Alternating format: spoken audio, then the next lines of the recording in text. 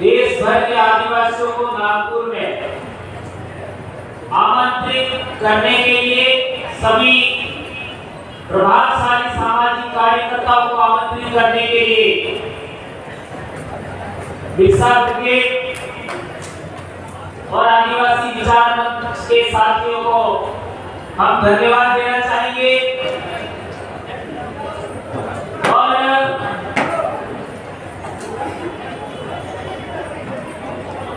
थोड़ा ठीक रहोगे तो मैं बोलूं। पहले आप लोगों की एकाग्रता चाहता हूं। यदि एकाग्रचित हो करके आप लोग बात को समझते हैं, सीखते हैं, तो बोलना अच्छा होगा। दोस्तों, बहुत बड़ी मेहनत करने के बाद ये पंडाल सजा है और देश भर के लोग यहाँ पर आए हैं। हमारे दक्षिणी राजस्थान से भी करीब 100 लोग यहाँ पर आए हैं। 100 लोग 1.5 दिन की यात्रा करके यहाँ पर आए हैं और यहाँ पर आप लोगों की बातें सुनी। जहां तक बात है पूरे देश में आदिवासियों की समस्याओं को लेकर के, मैं 2002 से समाज में काम कर रहा हूं और मैंने आज तक पाया है कि जहां भी आदिवासियों का सम्मेलन होता है वहां समस्याओं पर ज्यादा चर्चा होती है, लेकिन समस्याओं का कारण क्या है उस पर चर्चा बहुत कम होती है। हमारी ये समस्या है, हमारी वो समस्या है, हमारा ऐसा होना चाहिए, ये सभी लोग बोलते हैं, लेकिन ये समस्या का कारण क्या है उस कारण को भी हमें आइडेंटिफाई करना होगा।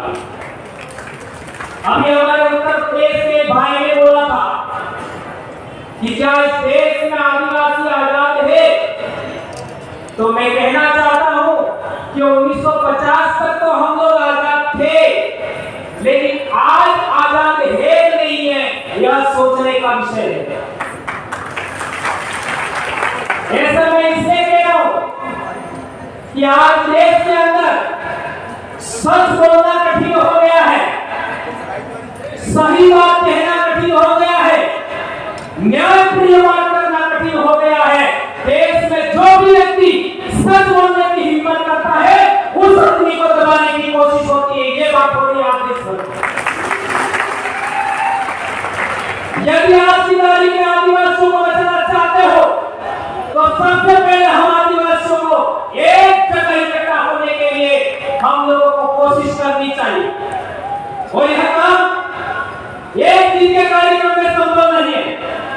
मैं चाहता हूं कि देश के किसी भी कोने में बस सेमिनार हो, लेकिन कम से कम 2 से 3 दिन का कार्यक्रम होना चाहिए जिसमें हम योजना बनाएं कि पूरे देश के आदिवासी, पूरे देश के संगठन और पूरे देश के पॉलिटिकल लोग हैं और पूरे देश के विभिन्न धर्मों में बटे हुए आदिवासी हैं, उनको हम कैसे जोड़ें।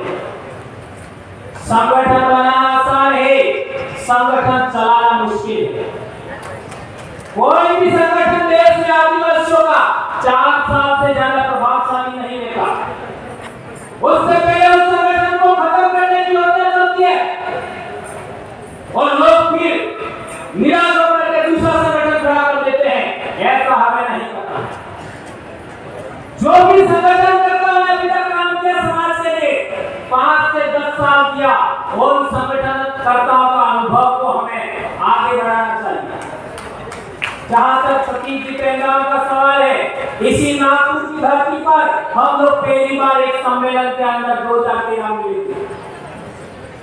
इसी तरीके से हम लोग पूरे देश भर के अंदर विभिन्न सामाजिक संगठन और विभिन्न आपके जो मूवमेंट हैं उनके अंदर हम लोग सभी सामाजिक कार्यकर्ताओं को सुना और सुनने के बाद अंततः हमने फैसला लिया कि हम लोगों को सामाजिक विचारधारा को इस तरीके से पेश करना चाहिए, इस तरीके से विकसित करना चाहिए कि विभिन्न पार्टियों में बटे हुए लोग हैं वो भी हमारी तरफ आकर्षित आकर्षित होना चाहिए। विभिन्न धर्मों में बैठे आदिवासी हैं, वे भी हमारी तरफ आकर्षित होना चाहिए। विभिन्न संगठनों में बैठे हुए आदिवासी हैं, वे भी हमारी तरफ आकर्षित होना चाहिए। और विभिन्न रीजन में बसे हुए आदिवासी हैं, वो भी हमारी तरफ आकर्षित होना चाहिए, केंद्रित होना चाहिए। ये चीज हम लोग करने में कामयाब हुए। इसकी वजह से आज दक्षिणी राजस्थान में एक ऐसी वैचारिक क्रांति, एक ऐसा सांस्कृतिक शुद्धिकरण का प्रयास चल रहा है, जिसकी वजह से पूरे देश में आज की तारीख में एक क्रांति सी खड़ी हो रही है। और वो क्रांति आपके साथ है, ऐसा मैं कहना चाहता हूं। दोस्तों, पूरे देश के अंदर भी आदिवासी सबसे बड़ा आदिवासी समुदाय है और उसका मैं एक सदस्य हूं, वंशानुगत सदस्य हूं। जैसा कि यूएन में कहा गया कि भीली बोली संस्कृत भाषा से बनी है, इंडो-आर्यन लैंग्वेज है। यह बात 100% नहीं, 101% गलत है, 101% गलत है। कैसे? भीली बोली के अंदर मां को आई कहते हैं, संस्कृत भाषा के अंदर मां को क्या बोलते हैं? मातृ। हिंदी में क्या बोलते हैं? माता। भीली बोली में मां को क्या बोलते हैं? आई। काम मैच कर रहा है। राजस्थान से लेकर के कर्नाटक तक आदिवासी लोग अपनी मां को आई बोलते हैं। कहां है? दूसरा उदाहरण, हम आदिवासी लोग दक्षिणी राजस्थान के अपने पिताजी को आतो कहते हैं। आतो। संस्कृत भाषा के अंदर पिताजी को क्या बोलते हैं? पिता। हिंदी में क्या बोलते हैं? पिता। कहां मैच कर रहा है? मैच नहीं कर रहा। हिंदी बोलने के अंदर बहुत सारे ऐसे शब्द हैं जिसको हिंदी में लिखा नहीं जा सकता, जिसको संस्कृत में लिखा नहीं जा सकता, इवन अंग्रेजी में भी लिखना संभव नहीं। बहुत सारी महिलाओं के नाम मीरा होता है। मीरा।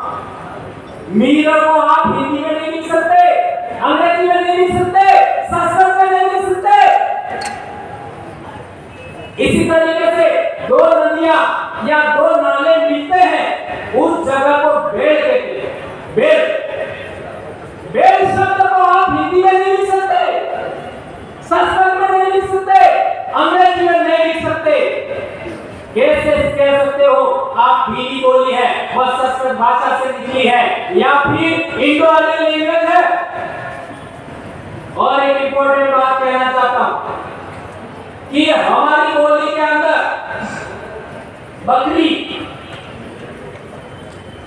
बकरी को बाकरू ऐसा भी कहते हैं, और हिंदी में बकरी कहते हैं, और संस्कृत में अजा कहते हैं।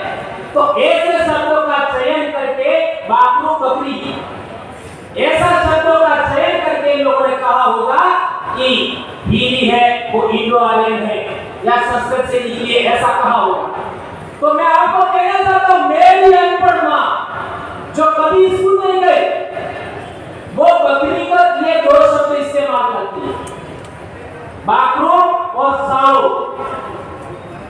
साओ, साली। ये राजस्थान से छत्तीसगढ़ तक साली या छेली बोलते बकरी को। सही कह रहा हूं? तो साओ ये ओरिजिनल भीली वर्ड है, ये ओरिजिनल इंडिजिनस स्पीशीज का पार्ट है। बकरी है, एक बाकरू को हम बोलते हैं, यह शब्द ये संस्कृतीकरण की वजह से, लैंग्वेज का संक्रमण होने की वजह से आया होगा, ऐसा कहा जा सकता है। एक और भीली बोली में शब्द है, हम आदिवासी कैसे हैं, उसके लिए हमारे वहां एक कहावत सी है, वो आपके सामने में रखना चाहता हूं। आदुवाद धूल मूल धड़ी भील, ऐसा बोलते हैं। आदुवाद का मतलब होता है अनादिकाल से। धूल मूल यानी इस मिट्टी के धनी यानी मालिक, भील ऐसा बोलते हैं। यह हमारे गीतों में मिलता है, यह हमारी कहावतों में मिलता है, यह हमारे जो आपका क्या कहते हैं पूजा के मंत्र होते हैं,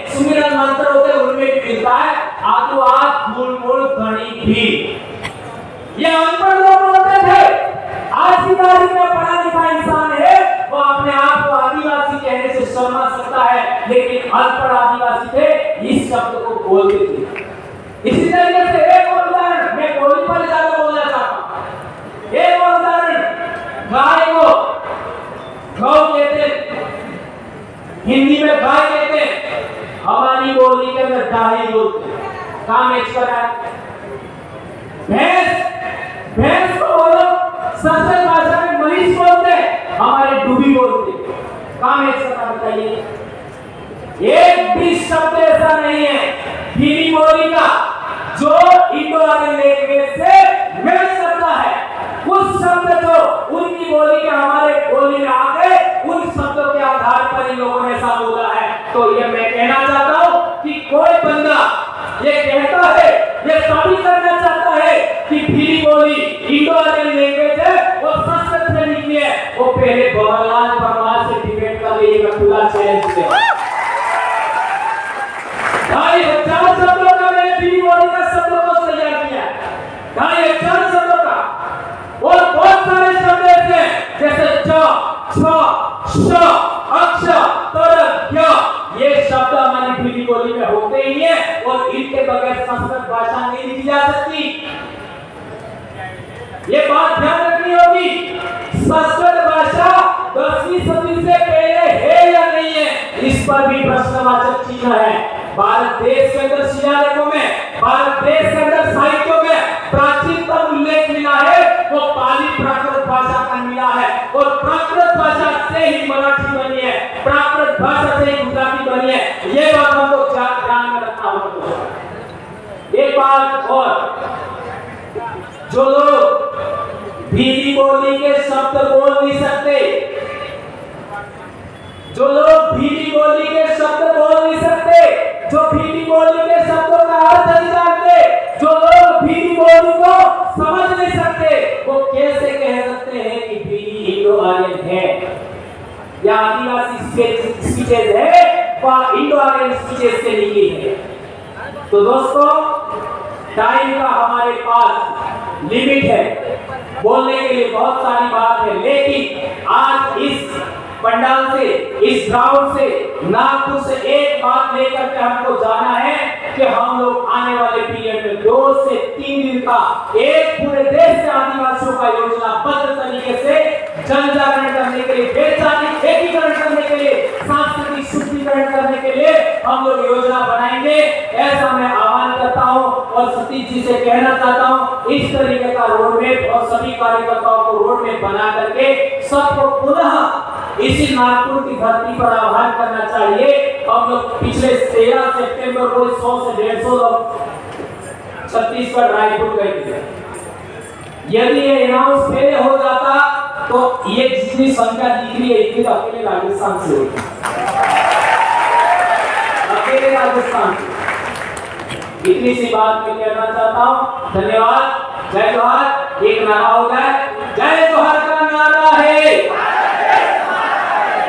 2 हाथ ऊंचा करके, मेरी आवाज बहुत भारी है। जय जोहार का नारा है, जय जोहार का नारा है। अब सुन रहे, अब आ रहा है। धन्यवाद।